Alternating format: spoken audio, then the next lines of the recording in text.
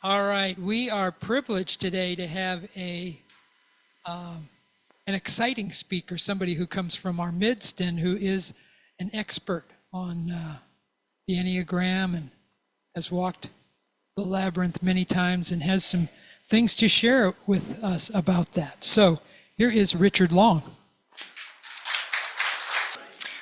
So first of all, Donna and I would like to acknowledge the people who came out for the World Labyrinth Day, the open house, this year and last.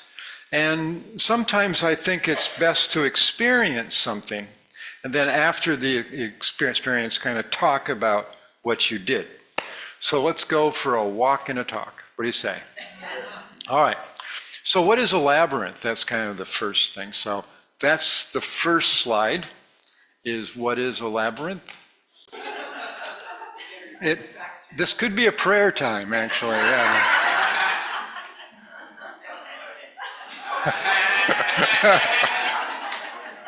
All right. Hey, oh. Okay. So is that working? Can they see me and see? Okay, great. So a labyrinth is many different patterns. It does not have to be the Chartreuse type of a labyrinth. This shows a lot of square ones, which personally I have not seen. And so, but I just want to give the variety of what a labyrinth can be. The great majority are circles. A great majority are either spirals or circles, but there are square ones. And these are very complex labyrinths. So next. So in essence, this can be very simple. It can be a simple spiral. And this one I believe is in Ireland. And it can just be just a circular round. And this is not, it's really a nice walk, because in this type of a walk, you really know where you're going. And you can do a very meditative circular walk. It's a spiral, and it goes to the center, then the spiral goes back. We can do this in our backyards. You can do them on the beach. It's a very effective type of labyrinth. Next. I guess I'm supposed to be looking at my notes here. Okay. Yeah, and so this is I like this one because it's in a smaller garden, so you can do it in a small space. It's also a modified type of circular and spiral labyrinth, going to a Buddha or going to some kind of, I've seen St. Francis, many different things in the center. But I really like this shot of how a labyrinth can be in a smaller space on there. And next. So some of the labyrinths, of course, are put in really dramatic places. And this to me is just a beautiful, dramatic shot. And well, Amanda's speech, which she told me about, this to me, really to her point that you can see beauty in anything. And I think there's beauty in a labyrinth. Especially in old, this could be a new one, I really don't know.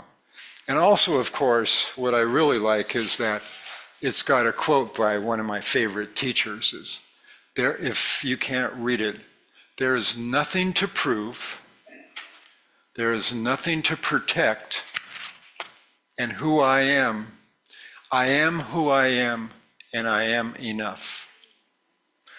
And so part of the wholeness, this is a surprise. Part of the wholeness and the idea of a labyrinth, it is a whole walk. You are whole, you are enough, and we'll be going into that a little bit more. So I just thought that was a beautiful, dramatic type of a labyrinth.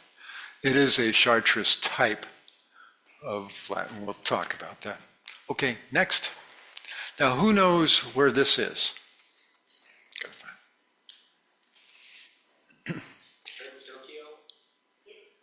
I like it. Can I go? You're going up the one, you're going towards Cambria. There's a little town on the right. Harmony. Very good. It's in Harmony. And when you're going to the parking lot and you're going to the pottery store, this is right there. It's right by the restrooms, because I know where all the restrooms are all the way around. So it's by the restrooms, but I thought it was a cool spiral. It's not really a labyrinth per se. It could be if it was made larger. Okay. It could be if it was made larger, but you'll start seeing patterns like this everywhere when you kind of understand the idea of this movement and flow of that. Okay, here's another quiz, pop quiz. Anybody know where that is? Very good. Yeah. Right by the pier. Right. And I think this is spectacular. If this was bigger and it was like 4 times that size, would have been a really cool labyrinth. This is not per se a labyrinth. The kids like to run in it. Our kids like to run in our labyrinth at our place, but this is, I really like the tile work and the colors of it. It's quite unusual, but it's not maybe a per se a labyrinth, but it can be too. So it's just a really cool thing. All right. Next. This is at the Allegretto Resort in Paso Robles. Anybody been to it? It's a winery spa. Well, they have 2 labyrinths, and it's easy to get to. You go to the parking lot, and it's right next to the parking lot. There's no gates. There's easy access to it. You can just get into it. And the 2 labyrinths, it's made out of DG, decomposed granite, which a lot of them are, with the inlay is then brick, or it can be pavers. Different labyrinths have different things. And this is Donna walking the kind of open one. And one of them is really cool. It's this kind of a pattern, which is fairly unusual. And when you walk by, it triggers sounds. And it's like a sound bath as you walk around it. And that's the spa part of it. It's really cool. However, this was not really pleasing to Don and I, walking this labyrinth. So that doesn't mean all labyrinths have to be yours, kind of thing. It was kind of an odd, plus it was 99 degrees or something like that, which might have something to do with that. But it didn't speak to us, but you need to make the labyrinth your own anyway. Some places speak to you, some of them don't. But Allegretto in Paso, not very far off the freeway. I recommend checking it out. Okay, next one. And it can be at the beach. This isn't per se maybe a labyrinth, but I've seen people make spiral labyrinths at the beach. You might have seen it, and to walk, or just patterns on the beach that you can walk. I think it's amazing. During World Labyrinth Day, some places make it out of rope. You can like tape out and make one right here and just take it up. It doesn't have to be permanent. But I think this is amazing to go through this much work, and what happens at night, or it's gone, right? So it doesn't even have to be permanent. And we're blessed by who was ever doing that artwork down at the bottom in Pismo, down at the end is amazing. And so they could be doing a labyrinth, I'm not sure. Okay, so thank you. So what did they all have in common? They all have a single entrance, single path. It is not a maze. It doesn't have dead ends. There's no wrong ways. And anything like with wrong ways and dead ends makes you think, basically guessing, kind of impossible to relax and enjoy the walk. So a labyrinth has one path, it goes one way, and then you have the same path in and out. It's the opposite of the maze to confuse you. And we'll talk about that. So Chris, if you could get ready for the first video. I'm told we need, because we're switching medias here. But while they're doing that, an introduction is in order of this video. This is a series of videos made by the Reverend Dr. Lauren Altris, founder of Veritas, perhaps the best-known Labyrinth community. She is the honorary canon of Grace Cathedral in San Francisco. She was behind the permanent installation of the Labyrinth in Grace Cathedral in 1991. She's kind of considered the Renaissance person of the Labyrinth movement, and the author of these two books. I totally recommend that if you want to get into it. She calls it the Sacred Walk, and this is the Sacred Companion Walk. She, in 1991, started this and realized people really enjoying it and kind of started spreading the word with this. Has anyone been to the Grace Cathedral Labyrinth? Oh, you have? Great. Yeah, isn't it amazing? And it's a replica of Chartres.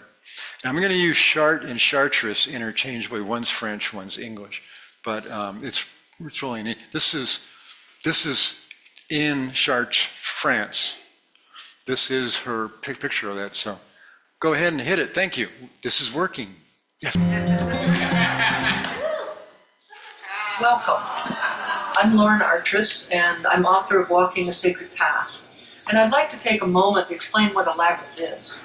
Because many people confuse a labyrinth with a maze. A maze has many cul-de-sacs, dead ends, many exits, many entrances, and it's literally designed to confuse you or have you lose your way. A labyrinth is exactly the opposite. A labyrinth is designed for you to find your way. This is the Chartres-style labyrinth, or the 11th Circuit medieval labyrinth, and you can see there's an entryway down here. And so most labyrinths are large circles, not all. There's different patterns, different ways of the path moves through, but there's always an entrance here, and that entry then becomes the exit on your return path on the way out. So this design has this one path moving through it in a very circuitous way. An easier design is also the classical 7th Circuit labyrinth, and you can see that this is based on a simple spiral. It's like the Labyrinths Buddha. are archetypes of wholeness. They're based on a spiral pattern, which is certainly archetypal. As you walk the beach, you see all these spirals on seashells. It's also a circle, and that is archetypal too. The circle is a symbol and an experience of wholeness. And so when you're walking into a labyrinth, it allows the mind to quiet. It allows the heart to open. And so I would encourage you to find a labyrinth on the Labyrinth Locator, which is the Veritas website, and locate a labyrinth near you and go try it. Let yourself experience the labyrinth. Yay. Yeah, that is amazing. When Don and I went there, there were chairs. There was almost always chairs in the cathedral. So to see it like that is really cool. So you enter into a safe space, allowing your mind and body to relax. Again, it is a metaphor for a journey inward and outward, a journey to your center and then back. So at the open house, a few people came out and said, but I didn't go anywhere. Remind me of the old Alan Watts once said that life is like a dance. The goal of dancing is not to get from one place on the dance floor to the other, but to enjoy the journey of just being there. So let's talk about the journey of the labyrinth. So video number 2 of Lauren, called Why Do People Walk the Labyrinth?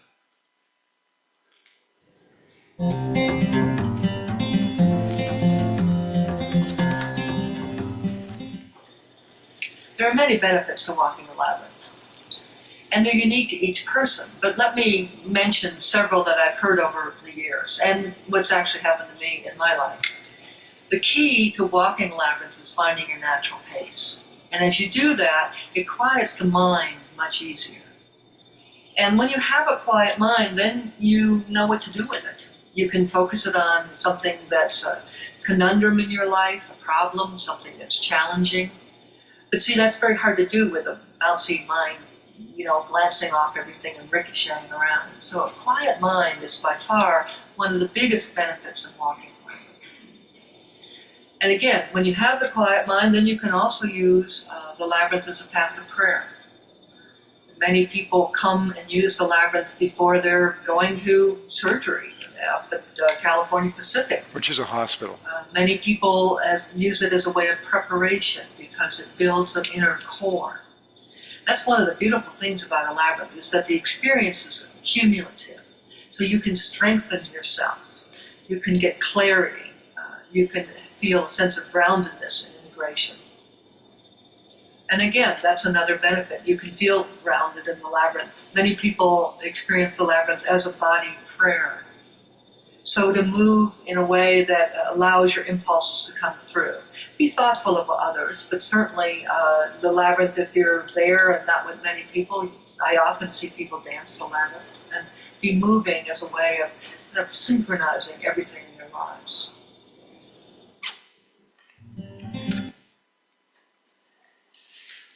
So a lot of people, the Labyrinth is a walking meditation.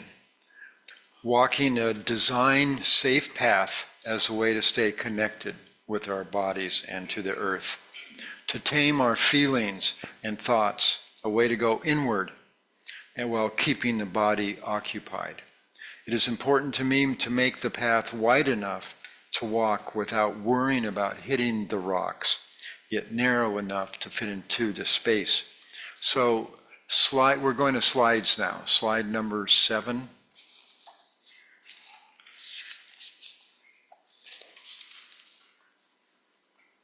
Yeah.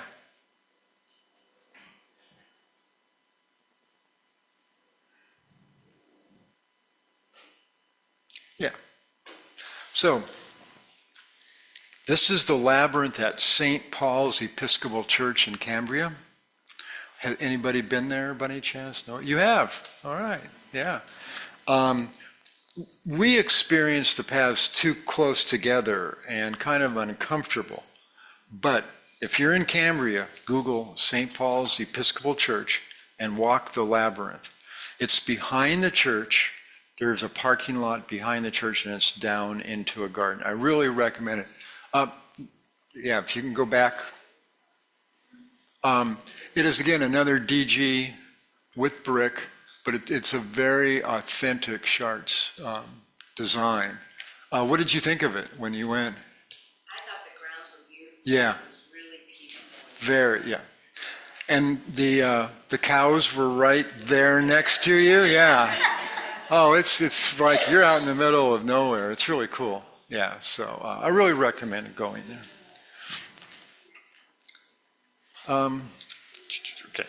Because it is a single path, the mind can relax and let the journey unfold.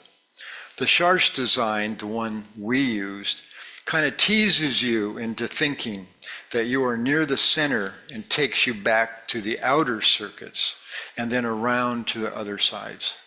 I am still very surprised how different the return path feels, even though I know it's the same path, and even though I built the damn thing, so I'm on there. So here is a video made by the scholar of Chartres, Robert Fair, and he literally wrote the book Chartres Cathedral, a Construction Manual, and this is what I used. He took years and years of making calculations and about where, so I based upon that. And that's, again, the Chartres Cathedral. Great.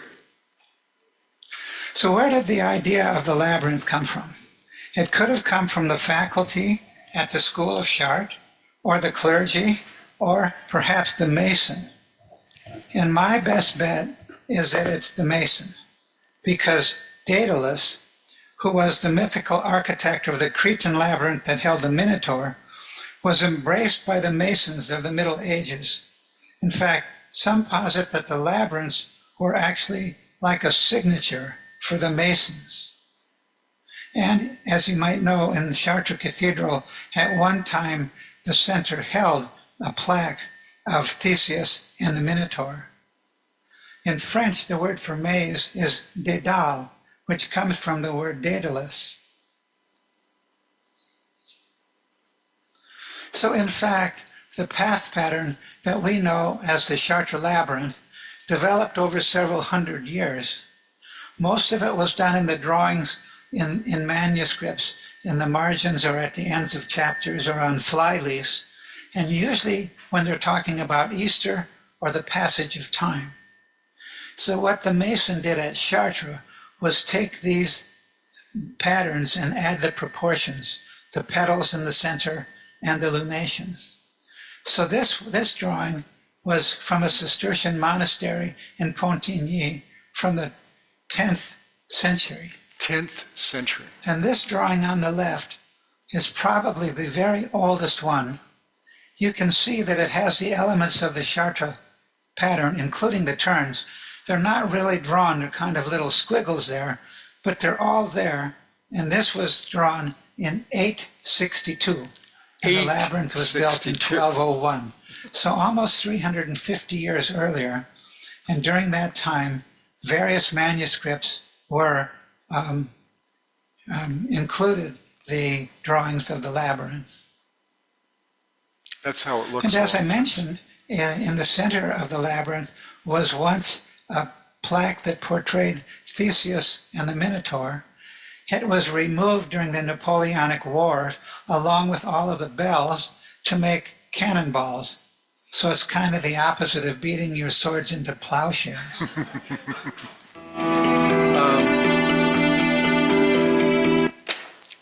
So what you saw there is 800 years old, that labyrinth. I used his books, his drawing, calculations to build the labyrinth. I felt it was important to keep the sacred geometry of Chartres. I recruited our son, who was a mechanical engineer, to keep the correct proportions of the Chartres Cathedral. I called in a good friend who was a chemist to help me lay out the center of our labyrinth called the Rose, exactly as the author and the original designer laid it out. The Chartres Cathedral was finished in about 1216 and has been used for over 800 years and copied thousands, if not hundreds of thousands of times.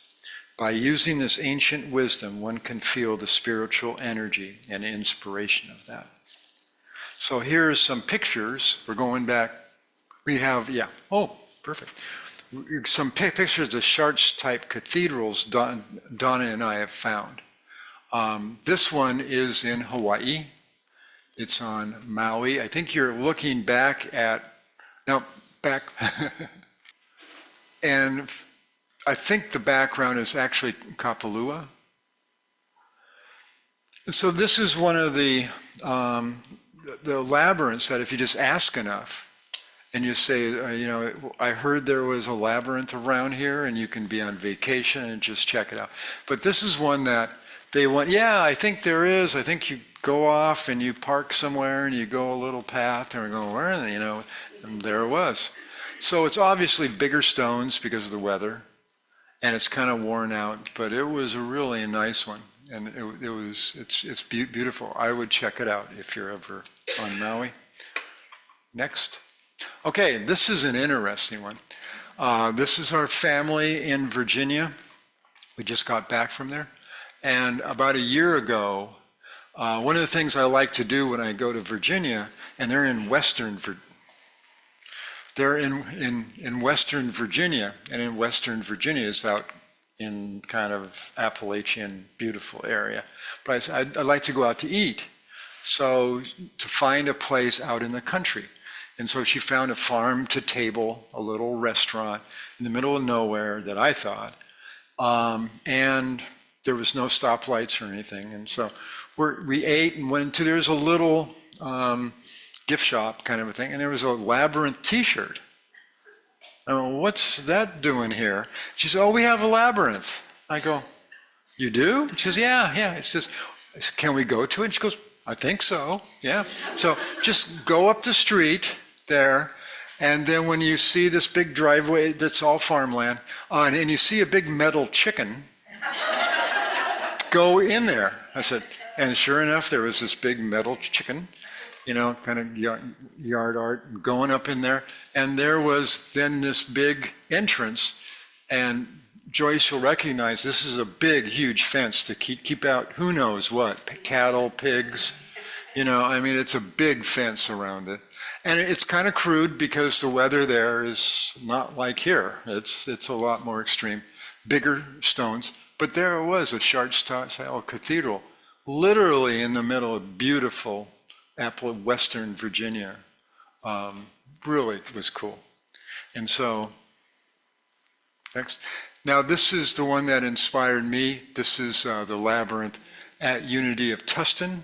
And I worked for a while on the maintenance crew of that, so I kind of learned a little bit about it. And it's just rock and sand, which became a huge. There was the Labyrinth ministry became a weeding patrol, after a while. But it's a cool one, and the kids use it. Everybody uses it really fine. So Unity Village took making of a Chartres-style cathedral to an extreme. Making it big enough for a wheelchair, it took 10 months to build and 1 full year until it was opened in November of 2022. So the video on making of this is a cool video. Have you been there to the new one? Been the old one?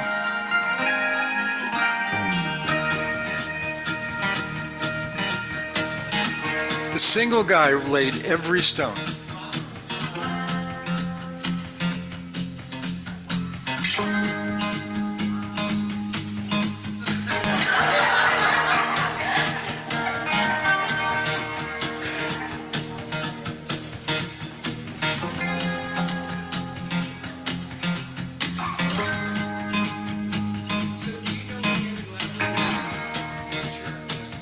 No, and it kind of says that at the end. No.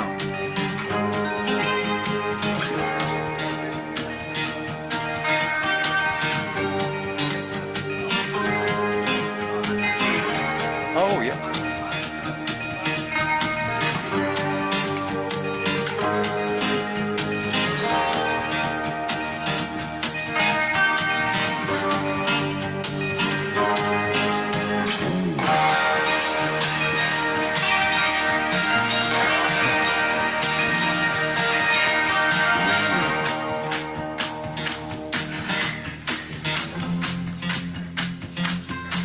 See, he's cutting in the entrance and the turns now.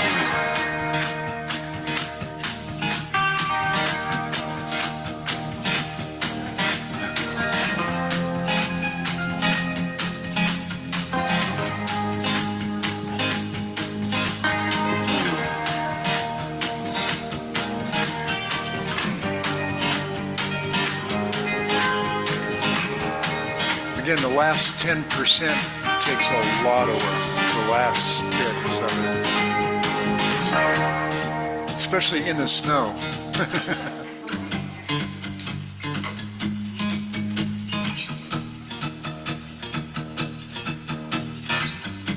Now he's sanding it, he's put it in there.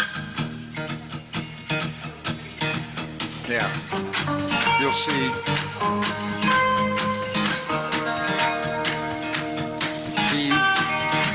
Wisely put seats in the middle.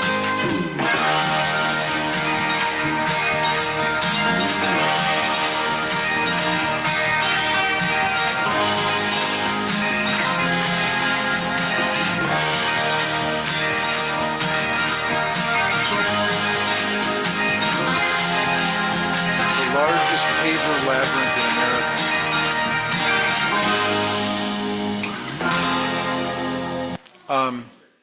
Anybody been? Yeah, anybody been there? Anybody experienced that? Because they had another one, and they built this one. Yeah, right, right on the parking lot. In the community, the Labyrinth community, the only kind of criticism of this, and I think they had great intentions, is it's so long. It takes a long time to walk it, And so it's been an interesting thing, but the guy did a crazy job, good job. It's a charts right down to the proportions and everything. So I have written down here. Now that's a serious walk if you want to take a walk. So I invite you to find a labyrinth when you travel.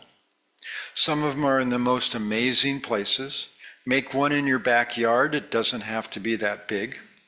Use a regular walk as a labyrinth meditation. We are so blessed to have a beach walk so handy. The sound of the waves are a great background. We are also blessed with areas like the Pismo Preserve that has beautiful views. All can be used as a meditative walk. One of the keys is to go on the same walk often. Be familiar with the route, allowing the mind to relax and the heart to open. Just remember, it is your journey, a path to your center. There is no right or wrong way to walk a labyrinth. In fact, there is no a labyrinth. It is about what you want to make it. So Don and I are planning other open houses. The next one will be around the summer solstice. We'll see what we can do. Or please let us know if you just want to drop by for a walk. A few of you already do. So thank you for the gift of your attention, and bon voyage.